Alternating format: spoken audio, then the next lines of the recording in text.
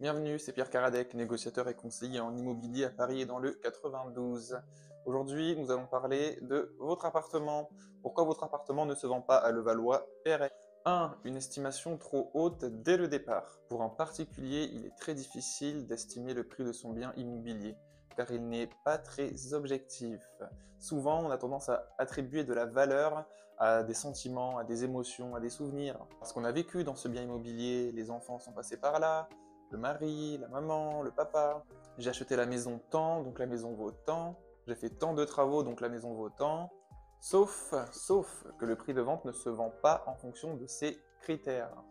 À cause de ça, il est fréquent que les biens ne se vendent pas car ils sont au-dessus du prix du marché. Ou bien ils se vendent au bout de plusieurs mois, voire plusieurs années pour certains. Et seulement quand ils ont dû casser les prix. Alors que s'il y avait eu une bonne estimation, ils se seraient vendus sûrement plus cher, voire tout simplement au même prix et plus rapidement. Puisque le prix est trop haut et que le bien ne se vend pas, le bien va rester plusieurs semaines, plusieurs mois sur les portails immobiliers. Les acheteurs potentiels vont voir et vont revoir ce bien. Et ils vont se dire qu'il y a quelque chose qui cloche. Ce bien devient donc un bien grillé sur le marché, car plus personne ne veut le visiter. Et au final, les vendeurs pour le vendre doivent casser les prix, donc ils perdent de l'argent. Il y a aussi une autre stratégie aux vendeurs qui évite de perdre de l'argent dans ce genre de situation. Mais ça fera l'objet d'une autre vidéo. En passant par un professionnel, vous êtes sûr d'avoir le bon prix de vente immobilier. Il va prendre en compte les diagnostics immobiliers, le marché immobilier, la concurrence, l'état du bien, l'isolation, la toiture, etc. 2. Une mauvaise stratégie de communication. Votre bien doit être perçu comme une affaire à saisir tout de suite et maintenant. Ce critère est souvent négligé par les vendeurs particuliers, mais il est indispensable pour améliorer la qualité de l'annonce et pour vendre au meilleur prix et dans les temps. Vous imaginez bien qu'une annonce avec une ou deux photos n'est pas très attirante. Et c'est pareil quand l'annonce est rédigée sans saut de ligne, par exemple. Et oui.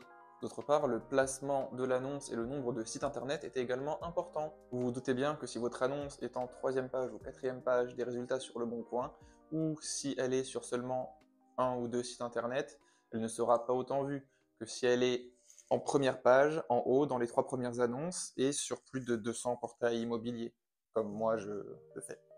3. L'organisation et la préparation des visites. Si les visites sont mal organisées, clairement les acheteurs vont se sentir mal à l'aise et c'est pas comme ça qu'ils vont faire des offres d'achat. Et oui, faire des visites ne s'improvise pas. Il faut les préparer et il faut l'habitude pour les réussir. Et le mieux pour ça, c'est de faire appel à un conseiller immobilier. Et oui, si vous avez déjà fait ces erreurs-là, c'est normal, ce n'est pas votre métier, ne vous inquiétez pas. Par contre, c'est le mien. Donc je vous invite à m'appeler si vous voulez que je m'occupe de votre projet immobilier ou simplement si vous souhaitez obtenir un avis de valeur de votre bien immobilier. Un mauvais avis de valeur, je vous rappelle, vous fait perdre du temps et de l'argent. Merci d'avoir regardé cette vidéo, c'est tout pour moi. Au revoir et à bientôt.